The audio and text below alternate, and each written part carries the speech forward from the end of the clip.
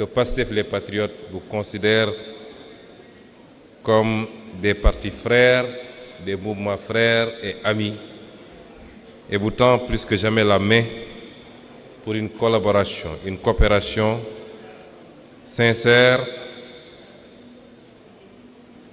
profonde, articulée autour des notions qui nous sont très chères également, que sont le patriotisme chacun chez soi et nous tous ensemble pour notre cher continent l'Afrique,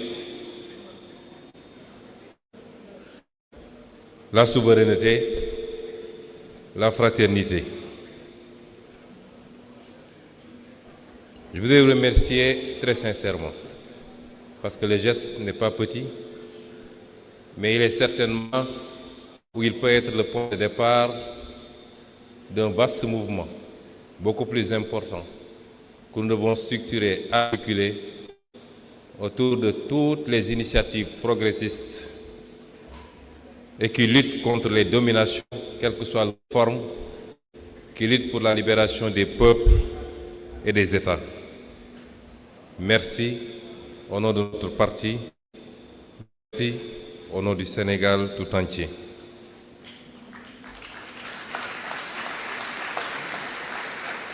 Chères militantes et militants, sympathisants, sympathisantes, chers compatriotes, peuple sénégalais, nous voilà face à face, mais face à notre histoire, face à notre peuple, face à cette responsabilité immense que les Sénégalais et les Sénégalaises nous sont confiés. En ce jour historique du 6 juin 2026, le premier congrès ordinaire PASTEF les Patriotes a réuni des délégués venus des 553 communes du Sénégal ainsi que de la diaspora. C'est tout le parti vivant qui s'est donné rendez-vous ici à Diamniadio pour réfléchir, débattre et préparer l'avenir. Je veux d'abord vous remercier du fond du cœur pour la confiance renouvelée que vous venez de me témoigner en me reconduisant à la présidence de notre parti. Je mesure le poids de cette responsabilité puisque PASTEF n'est pas un parti ordinaire dans le paysage sénégalais, dans le paysage africain et au-delà dans la perception mondiale. Et donc cette confiance n'est ni un privilège ni un honneur personnel. Elle est une charge, une responsabilité et une exigence de fidélité envers notre peuple, nos militants, nos martyrs et notre option panafricaniste et de solidarité internationale. Jërëjëf, a jaaraama, njokko njal, albarka, et mitey poyul. Je veux également saluer le travail remarquable accompli durant ce congrès. Des dizaines de contributions, de rapports, de thèses et de textes d'orientation ont été produits, discutés, amendés, puis adoptés dans un esprit de responsabilité militante et de profondeur politique. Cela montre une chose essentielle. PASTEF, les Patriotes, n'est pas seulement une force électorale. Il est une force de pensée, d'organisation et de transformation. Je remercie chaleureusement le comité de pilotage du Congrès et le secrétariat général, ou le secrétaire général Mohamed Aïb Salim Dafé, qui en a été la cheville ouvrière si efficace. Les différentes commissions et leurs responsables et membres, les équipes techniques, les militants mobilisés jour et nuit, ainsi que tous ceux qui ont permis la tenue de cette rencontre historique dans un esprit de discipline, de fraternité et d'engagement. Il est évident que ce congrès, nous sommes à la première phase qui est technique et qui a procédé à l'élection du président du parti conformément au texte du parti. Il sera complété certainement demain par l'aspect populaire qui nous permettra de nous adresser de manière plus détaillée aux militantes, aux militants, aux sympathisantes, aux sympathisants, au peuple sénégalais et de donner des orientations beaucoup plus précises, notamment en langue nationale, pour nous faire comprendre ou mieux nous faire comprendre par l'ensemble de nos citoyens. Chers congressistes, chers invités, nous ne sommes pas réunis pour célébrer une victoire électorale comme on célèbre une fin. Nous sommes réunis parce qu'une brèche historique s'est ouverte et qu'il nous revient désormais de décider de ce que nous allons en faire. Allons-nous laisser cette espérance être absorbée par l'ordre ancien? Ou allons-nous organiser durablement la souveraineté du Sénégal? Voilà la question radicale. Je rappelle qu'il y a 12 ans, en 2014, naissait Pastef les Patriotes. Tout est parti d'une intuition devenue conviction. L'intuition devenue conviction que le Sénégal ne souffrait pas seulement d'erreurs de gouvernance, mais d'un système de dépendance profondément enraciné. Comme l'avait montré Frantz Fanon, l'indépendance politique peut survivre à la dépendance réelle lorsque les structures profondes de domination demeurent intactes. L'indépendance politique peut survivre à la dépendance réelle lorsque les structures profondes de domination demeurent intactes. Le manifeste des patriotes, puis l'appel aux patriotes ont donné une première formulation politique à cette exigence de souveraineté, de travail, de dignité et de justice. Au début, beaucoup regardaient notre engagement avec condescendance. On nous présentait comme une force marginale, un regroupement de jeunes cadres de l'administration, d'intellectuels, définitivement incapables de peser dans le jeu politique sénégalais. Mais le peuple sénégalais, lui, entendait déjà autre chose. En 2017, malgré des moyens limités et un environnement politique hostile, Pastef les Patriotes fit son entrée à l'Assemblée nationale avec mon élection comme député. Cette présence parlementaire permit de porter dans les institutions une parole nouvelle sur la souveraineté, les ressources naturelles, la corruption et la dignité nationale. Je peux rendre hommage à ceux avec qui j'ai partagé cette assemblée, notamment Madame Aïda Mbodj, ici présente. Puis vint l'élection présidentielle de 2019.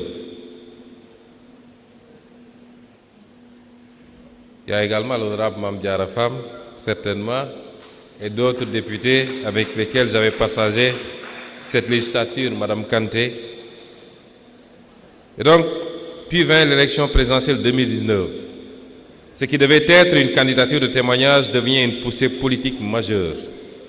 En quelques années seulement, une nouvelle génération politique s'imposait dans le paysage national et faisait émerger une alternative populaire capable de remettre en cause les équilibres établis depuis des décennies. C'est à partir de ce moment que le système comprit que Pastef les Patriotes n'était plus un simple parti d'opposition, mais l'expression politique d'une crise profonde de l'ordre postcolonial sénégalais. Cette crise n'est pas seulement institutionnelle, elle est aussi morale, culturelle et historique, qui a appelé notre pays, comme tous les pays africains, à inventer sa propre voie historique.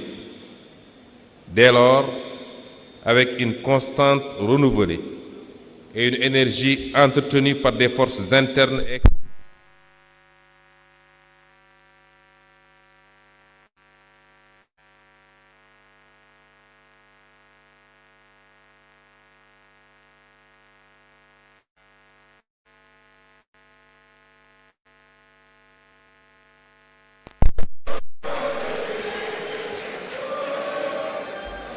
je disais donc que cette crise n'était pas seulement institutionnelle, elle était aussi morale, culturelle et historique, qui appelait notre pays, comme tous les peuples africains, à inventer sa propre voie historique. Dès lors, avec une constance renouvelée et une énergie entretenue par des forces internes et externes, nous sommes devenus une cible sur laquelle s'abattaient les foudres du système. Nous avons connu les humiliations et les mépris réservés à ceux qui refusent de courber l'échine. Nous avons connu les arrestations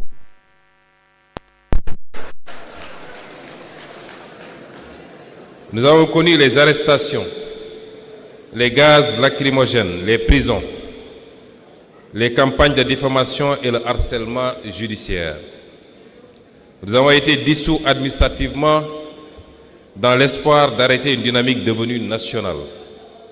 Les appareils judiciaires, sécuritaires et administratifs, de même que certains médias, ont été mobilisés contre une opposition que le système ne parvenait plus à contenir. Nous avons vécu les restrictions d'Internet, les arrestations massives et les intimidations visant à faire taire une génération.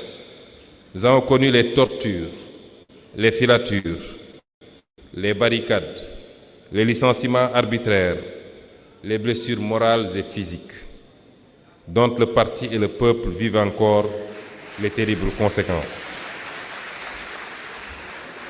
Nous avons vu des dizaines de jeunes tomber sous les balles lors des manifestations. Plus de 80 morts selon plusieurs organisations de défense des droits humains.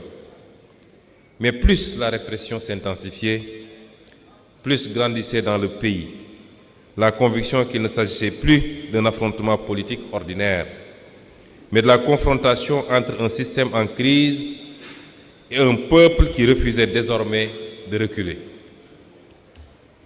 Et pourtant, Pastef les Patriotes n'a pas disparu.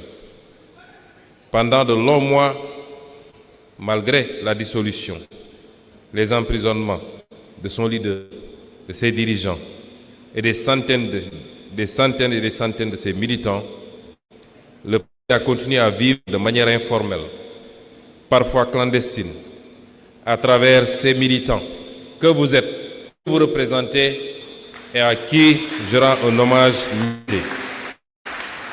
À travers ces cellules, ces réseaux et ces alliances, il a maintenu la flamme dans les quartiers, les villages, les universités, les stades, au sein de la diaspora et dans les espaces numériques. Il a poursuivi l'organisation, la formation et la préparation des échanges décisifs, notamment la bataille électorale de mars 2024. Ce que certains pensaient réduire en un simple appareil administratif s'était déjà transformé en force populaire. Et lorsque le décret de dissolution fut finalement abrogé en mars 2024, une vérité était apparue aux yeux de tous. Cette vérité, c'est qu'on peut dissoudre un parti sur le papier, mais on ne dissout pas une espérance devenue collective. Chères militantes et militants, nous avons connu ces longues nuits où l'on voulait convaincre notre peuple qu'il devait choisir entre la dignité et la stabilité.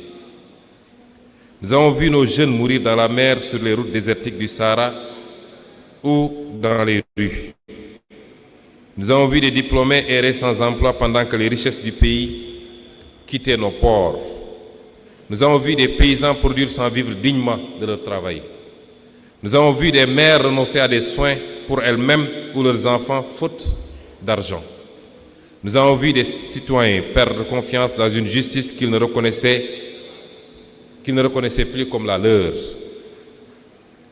Et lorsque le peuple s'est levé, lorsque la jeunesse a décidé d'entrer dans l'histoire, nous avons vu la répression s'abattre sur elle. Mais le peuple sénégalais n'a pas reculé. De 2021 à 2024, quelque chose de profond s'est produit dans notre pays.